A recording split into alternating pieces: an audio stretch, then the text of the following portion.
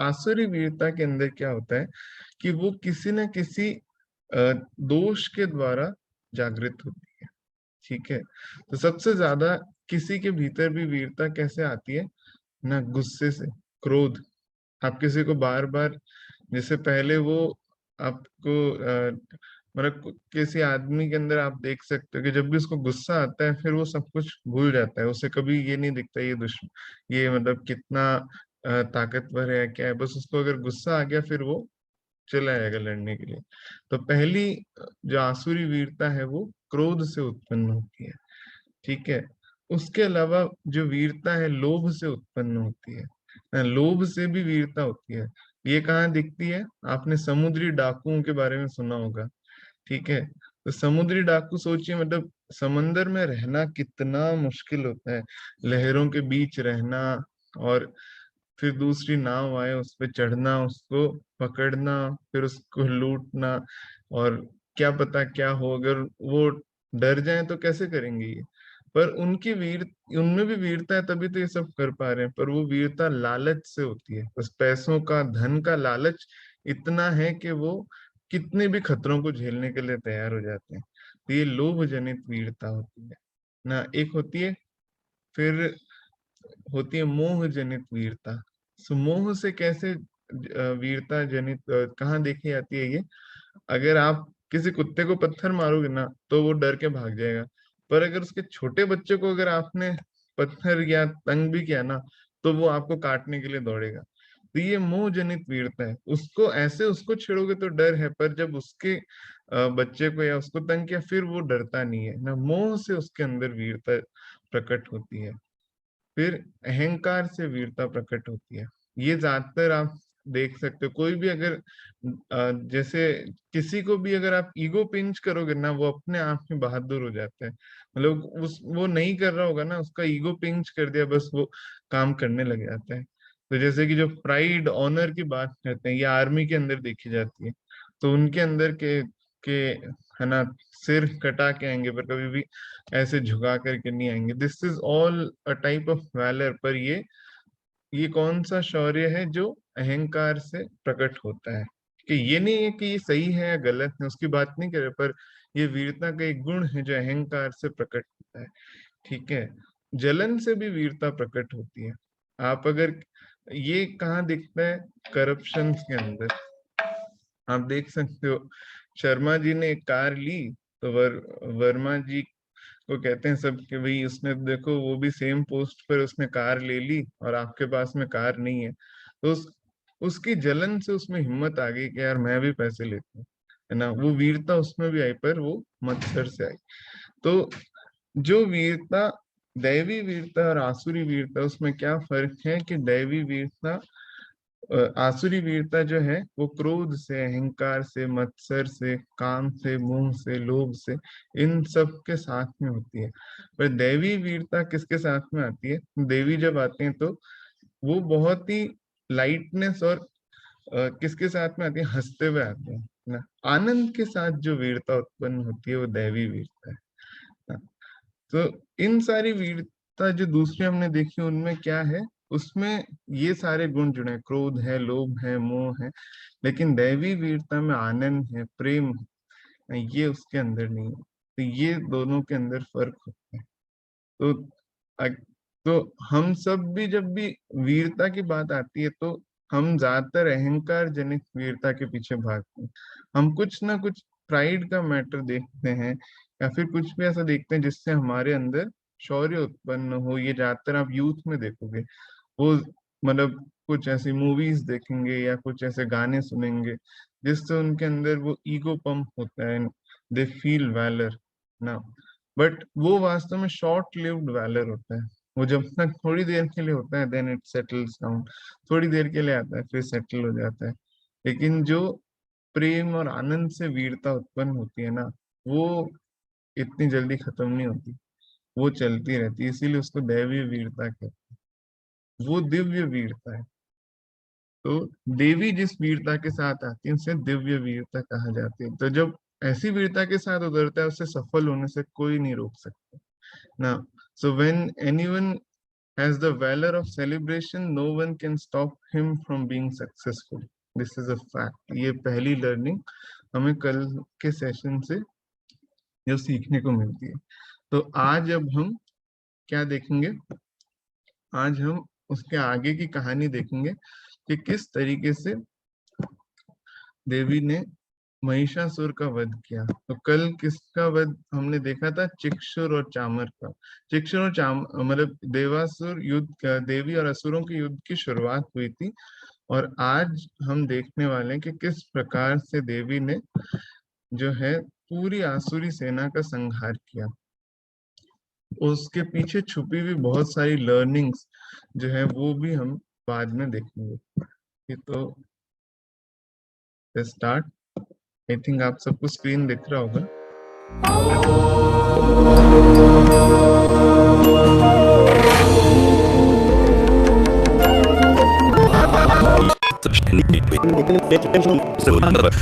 ऋषि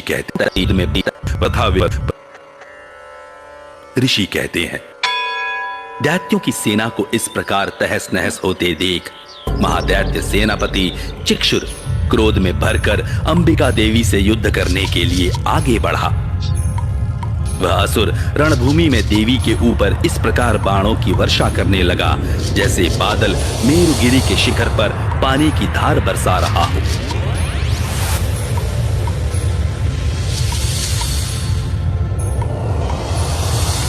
तब देवी ने अपने बाणों से उसके बाण समूह को अनायास ही काटकर उसके घोड़ों और सारथी को भी मार डाला।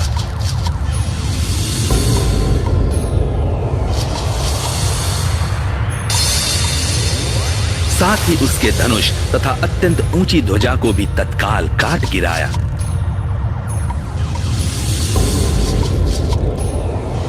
धनुष कट जाने पर उसके अंगों को अपने बाणों से बींध डाला। धनुष, रथ, घोड़े और सारथी के नष्ट हो जाने पर वह असुर ढाल और तलवार लेकर देवी की ओर दौड़ा।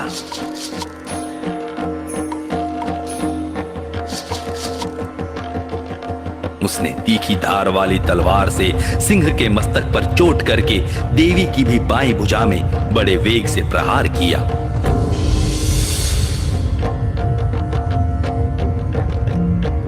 राजन, देवी की बाह पर पहुंचते ही वह तलवार टूट गई। फिर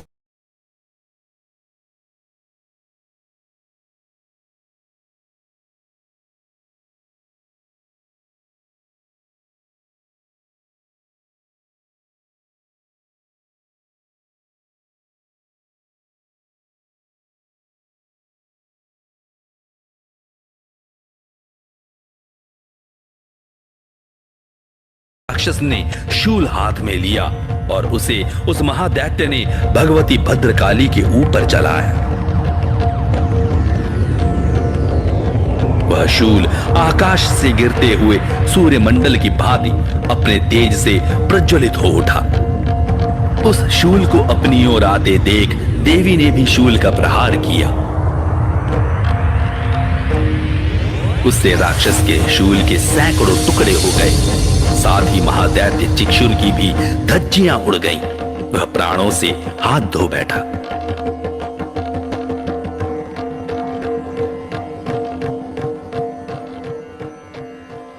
महिषासुर के सेनापति उस महापराक्रमी चिक्षुर के मारे जाने पर देवताओं को पीड़ा देने वाला चामर हाथी पर चढ़कर आया। उसने भी देवी के ऊपर शक्ति का प्रहार किया, किंतु जगदम्बा ने उसे अपने हुंकार से ही आहत एवं निष्प्रभ करके तत्काल पृथ्वी पर गिरा दिया।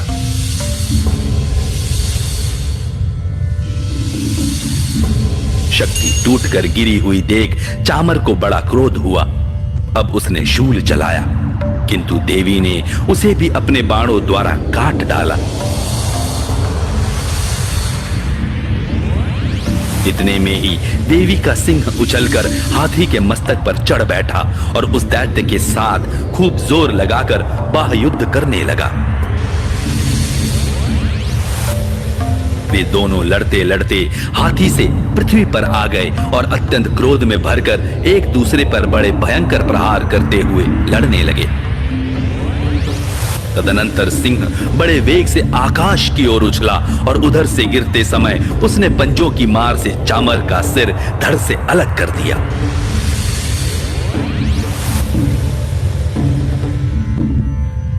इसी प्रकार उदग्र भी शिला और वृक्ष आदि की मार खाकर रणभूमि में देवी के हाथ से मारा गया तथा कराल भी दांतों, मुक्कों और थप्पड़ों की चोट से धराशायी हो गया। क्रोध में भरी हुई देवी ने गदा की चोट से उद्धत का कचूमर निकाल दिया। बिंदीपाल से वाशकल को तथा बाणों से ताम्र और अंधक को मौत के घाट उतार दिया। 3 नेत्रों वाली परमेश्वरी ने त्रिशूल से उग्रास्य, उग्रवीर्य तथा महाहनु नामक दैत्यों को मार डाला। तलवार की चोट से विडाल के मस्तक को धड़ से काट गिराया। दूरधर और दुर्मुख इन दोनों को भी अपने बाणों से यमलोक भेज दिया। इस प्रकार अपनी सेना का संहार होता देख महिषासुर ने भैंसे का रूप धारण करके देवी के गणों को त्रास देना आरंभ किया। किन्हीं को थूथन से मारकर, किन्हीं के ऊपर खुरों का प्रहार करके, किन्हीं को पूंछ से चोट पहुंचाकर, कुछ को सींगों से विदीर्ण करके, कुछ गणों को वेग से, किन्हीं को सिंहनाद से, कुछ को चक्कर देकर और कितनों को निश्वास वायु के झोंके से धराशायी कर दिया। इस प्रकार गणों की सेना को गिराकर वह असुर महादेवी के सिंह को मारने के लिए झपटा।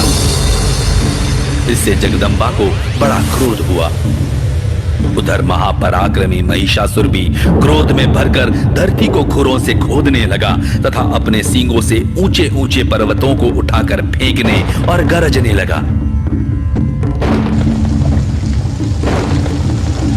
उसके वेग से चक्कर देने के कारण पृथ्वी क्षुब्ध होकर फटने लगी।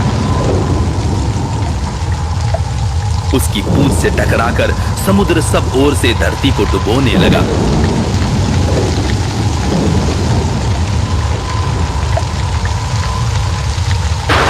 हिलते हुए सींगों के आघात से विदीर्ण होकर बादलों के टुकड़े टुकड़े हो गए।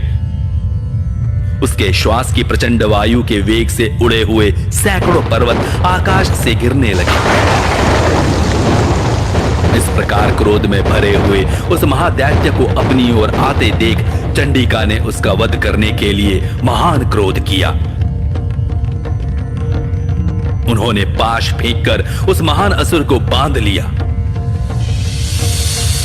उस महासंग्राम में बंध जाने पर उसने भैंसे का रूप त्याग दिया और तत्काल सिंह के रूप में वह प्रकट हो गया।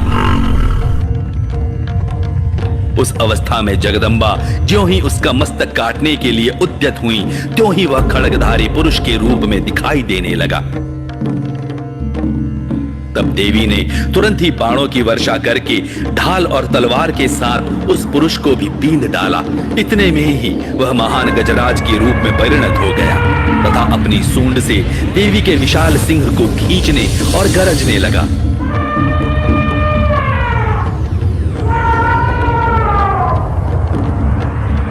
खींचते समय देवी ने तलवार से उसकी सूंड काट डाली।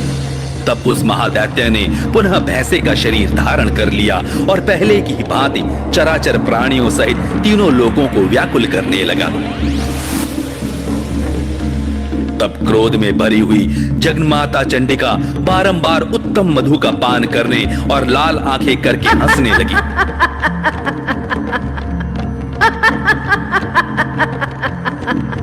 उधर वह बल और पराक्रम के मद से उन्मत्त हुआ राक्षस गरजने लगा और अपने सींगों से चंडी के ऊपर पर्वतों को फेंकने लगा। उस समय देवी अपने बाणों के समूहों से उसके फेंके हुए पर्वतों को चूर्ण करती हुई बोली। बोलते समय उनका मुख मधु के मद से लाल हो रहा था और वाणी लड़खड़ा रही थी। देवी ने कहा, ओ मूढ़, मैं जब तक मधु पीती हूँ तब तक तू क्षण भर के लिए खूब गर्ज ले। मेरे हाथ से यही तेरी मृत्यु हो जाने पर अब शीघ्र ही देवता भी गर्जना करेंगे। ऋषि कहते हैं, यूं कहकर देवी उछली और उस महादैत्य के ऊपर चढ़ गईं। फिर अपने पैर से उसे दबाकर उन्होंने शूल से उसके कंठ में आघात किया। उनके पैर से दबा होने पर भी महिषासुर अपने मुख से अभी आधे शरीर से ही वह बाहर निकलने पाया था कि देवी ने अपने प्रभाव से उसे रोक दिया। आधा निकला होने पर भी वह महादैत्य देवी से युद्ध करने लगा।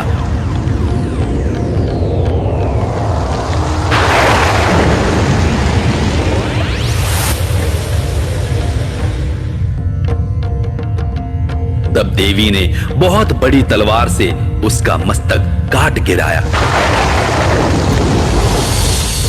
फिर तो हाहाकार करती हुई दैत्यों की सारी सेना भाग गई और संपूर्ण देवता अत्यंत प्रसन्न हो गए।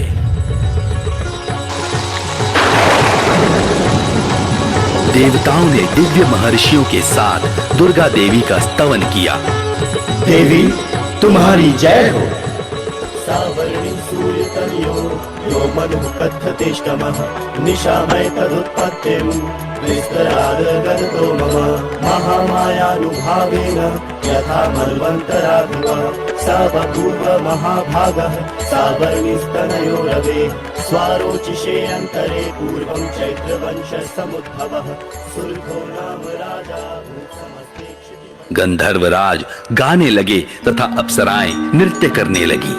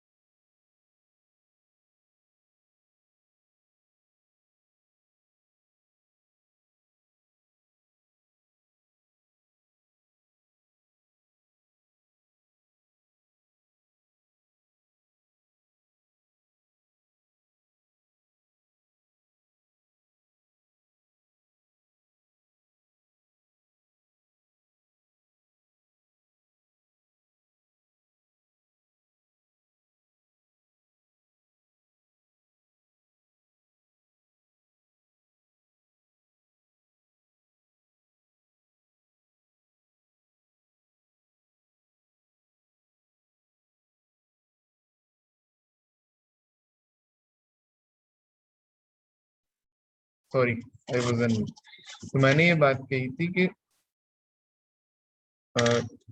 ये जितने भी असुर जिनके नाम दिए गए इस पूरी कहानी के अंदर, ये सब हमारे अंदर की ही वो क्वालिटीज हैं जिन्हें कहानी के रूप में दिखाया गया। जैसे कि कल हमने बात की थी चिक्षुर और तामर, तो ये वही क्वालिटीज है कि हम छोटी चीजों को या प्रॉब्लम्स को बहुत बड़ा मान लेते हैं, हमसे भी बड़ा।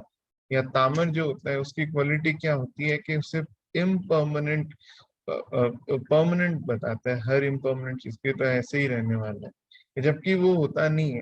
ठीक है, पर हमें ऐसा लगता है, आभास होता है। ठीक है, उदग्र उद्धत कराल, बेकार की जिद करना और बिना सोचे समझे कुछ भी करना, एक्टिंग आउट ऑफ इग्नोरेंस, ये सब कुछ आसुरी प्रवृत्तियां हैं जो हमारे भीतर ही मौजूद हो।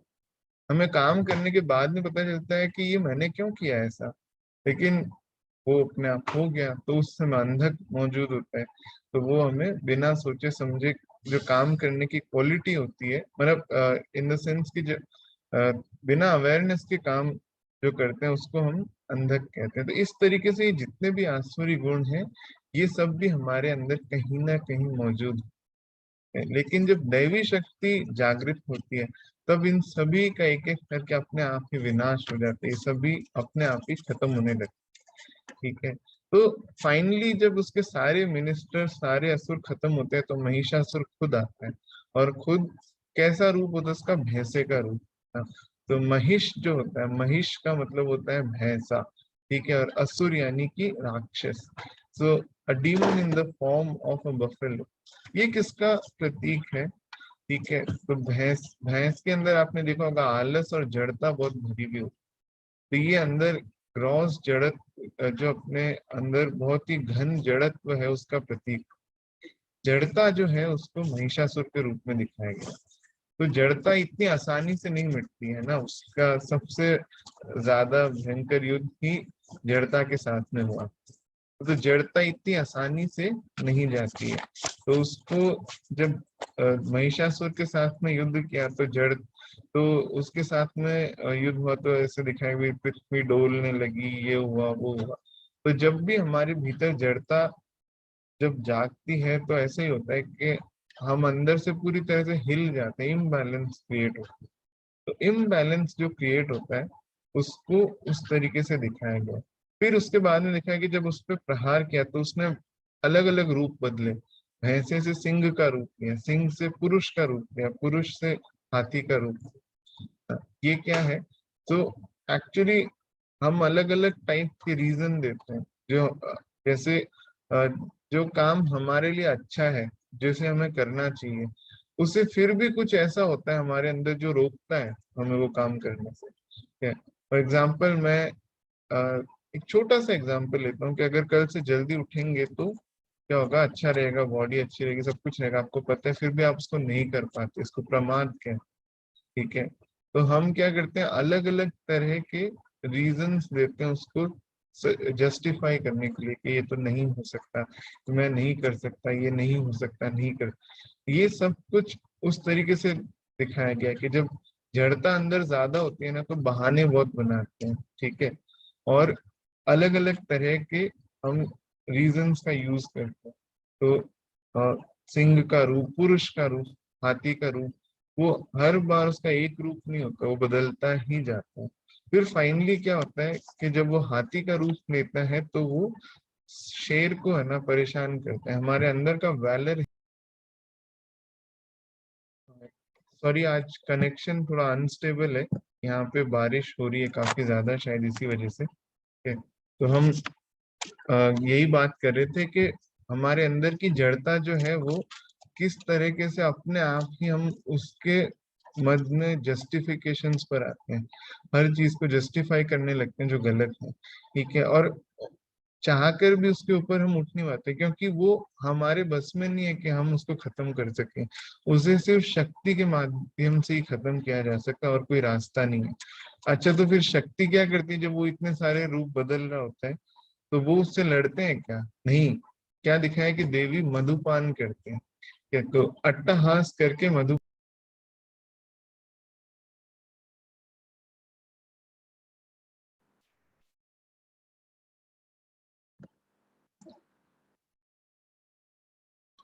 सॉरी कनेक्शन आज ब्रेक हो रहा है, थिंक अब नहीं होगा। ठीक है, तो उसने, तो हम कहाँ थे कि देवी ने क्या किया, मधुपान किया। ठीक है, तो उसके साथ उस समय नहीं लड़े जब वो बार बार रूप बदल रहा था। ठीक है, मधुपान का क्या मतलब है? मधु क्या है? मधु अमृत को कहते हैं। संस्कृत के अंदर मधु मतलब शहद भी होता है और अमृत। मधुपान करने का मतलब होता है अपने स्वरूप को जानना, विश्राम करना। तो देवी ने उस समय उससे लड़ाई नहीं की, युद्ध नहीं किया, विश्राम किया। और फिर क्या हुआ कि जैसे ही वो कमजोर हुआ, अपने आप ही उसका अंत कर दिया। तो इसी तरीके से जब अंदर का प्रमाद जब बढ़ जाता है, प्रमाद मतलब सिर्फ आलस नहीं होता, हर चीज को मतलब जो हमारे लिए अच्छा है उसे हम नहीं कर पाते, और भी इमोशनल गार्बेज होता है जिसकी वजह से हम है ना लाइफ में आगे नहीं बढ़ पाते। एक कंटिन्यूस ऑब्स्टेकल या बैरियर होता है जिसकी वजह से हम आगे नहीं बढ़ पाते। ये सब कुछ महिषासुर के रूप में रिप्रेजेंट किया है। तो जब ये चीजें आगे आती है तो उससे लड़ाई नहीं की जाती, उस समय में विश्राम किया जाता है ना। विश्राम करके अपने अंदर के जो इम्बैलेंसेस होते हैं उन्हें बैलेंस किया जाता है। तो ये मधुपान से उसको रिप्रेजेंट किया। और जब ऐसा हो जाता है अपने आप ही वो कमजोर पड़ के उसका अंत हो जाता है। तो ये उससे रिप्रेजेंट किया गया। तो जब भी ऐसा कुछ होता है कि लाइफ में इम्बैलेंसेस बढ़ते हैं, है ना, हम जो है इमोशनल गार्बेज ज्यादा हो जाते हैं, और क्या होता है अंदर से ऐसा लगता है कि मैं कुछ नहीं कर सकता, प्रमाद बढ़ जाता है, या अपने ऊपर सेल्फ डाउट्स बढ़ जाते हैं। तो उस केस में क्या करना चाहिए? तो मधुपान करना चाहिए। यानी विश्राम करना चाहिए। और कैसा विश्राम? नींद लेना नहीं, नींद पूरा विश्राम नहीं होता है ना, ध्यान सबसे बड़ा विश्राम। सो मेडिटेशन, और दूसरा क्या करना होता है? साधना। तो साधना को बढ़ाना चाहिए, और साधना के द्वारा जो विश्राम होता है उसमें वो मधुपान कहते हैं। तो ऐसा मधुपान जब करते हैं तो अपने आप ही महिषासुर का अंत हो जाता है भीतर से, और चीजें अपने आप ही ठीक हो जाती है, अपने आप ही सब कुछ सॉल्व हो जाता है। तो ये इस पूरी कहानी का मतलब। तो जब भी हमारे अंदर ये सारे आसुरी गुण हम ऑब्जर्व करने लगे, तो ये वो समय होता है जब मधुपान का समय है, यानी कि विश्राम करने का, साधना करने का, और शक्ति को बढ़ाने का समय। तो जब शक्ति बढ़ती है अंदर, तो अपने आप ही इन सारे असुरों का अंत हो जाता है। तो देवताओं ने कितनी भी लड़ाई की, महाविष्णु ने भी देव असुरों से लड़ाई की, पर कोई भी उनका अंत नहीं कर सकता, सिर्फ शक्ति के द्वारा अंत होता है। और कौन सी शक्ति? भीतर की शक्ति, जो अपने आप जब जगती है तो सब कुछ वो देख लेते हैं। तो अकेली शक्ति करोड़ों असुरों के साथ अपने आप ही लड़ लेते हैं, क्योंकि असुरों में कुछ है ही नहीं, वो तो सिर्फ ऐसा लगता है कि है, पर वो उसमें कुछ होता नहीं है। ठीक है, जैसे अगर आप एक एटम का स्ट्रक्चर भी देखोगे ना, तो सारा के सारा जो एटम का भार है, जो मास है, वो न्यूक्लियस में होता है, लेकिन जो एटम की साइज है वो उसके इलेक्ट्रॉनिक क्लाउड से दिखती है। तो नेगेटिव पार्टिकल्स के अंदर भार नहीं है, मास नहीं, उनमें शक्ति नहीं है, लेकिन उनके अंदर क्या है? बहुत सारा, है ना, उनमें साइज है, तो वो हमेशा मैग्नीफाइड ही दिखता है, अरे इतना बड़ा है, इतना बड़ा है, इतना बड़ा है। पर जो वास्तव में भार है, उसकी शक्ति है, जो एनर्जी है, वो उसके कोर और सेंटर में मौजूद है। इसी तरीके से वो शक्ति हमारे भीतर ही है, और उसके सामने वो सब सिर्फ घूमते हुए क्लाउड्स जैसे होते हैं, जो कि उठते हैं और आते जाते रहते हैं। ठीक है, अपने लेकिन जब हम उस सेंटर से कनेक्ट हो जाते हैं, तो बस फिर कुछ नहीं रहता, फिर हमें कोई भी चीज छू नहीं सकती। तो महिषासुर वध की कहानी से ये सीखने को मिलता। अब अगला जो पार्ट है इसका, नेक्स्ट, वो हम फिर देखते हैं कल, और उसके अंदर है शुंभ और निशुंभ। ठीक है, तो शुंभ निशुंभ कौन है, और उनसे रिलेटेड जो दुर्गा सप्तशती का पार्ट है, वो नेक्स्ट पार्ट है, और उसके अंदर से भी बहुत सारी लाइफ में सीखने वाली लर्निंग्स है। अच्छा, इसके अंदर देवी के शेर का बहुत ऐसे दिखाया गया है कि सिंह अपने आप लड़ता है, दुर्गा सिंह पर सवारी करती है। तो शेर किसका प्रतीक है? लॉजिकल इंटेलिजेंस को जब हम पार कर लेते हैं, तो फिर शेर बन जाता है। शेर आपको, लॉजिक कभी आपको शेर नहीं बनने देता। लॉजिक ही कहता है किसी चीज की वजह से आपको हिम्मत आती है, पर शेर की हिम्मत क्या होती है? सब चीजों के बिना जो हिम्मत अंदर से जागती है, उसको हम द वैलर ऑफ लॉयन कहते हैं। ठीक है, और वो कब होता है? जब लॉजिक को पार करने के, तो जस्ट टूट पड़ो। ठीक है, कभी भी कोई काम है करने के लिए, तो बहुत ज्यादा सोचना नहीं चाहिए, सोचते ही डर आता है। ठीक है, और जब सीधा हम करने लग जाते हैं, ठीक है, थोड़ा बहुत, तो बस सब कुछ होने लगता है। So this was the session today about the war with Mahishasur. ठीक है, और कल हम देखेंगे शुंभ और निशुंभ की।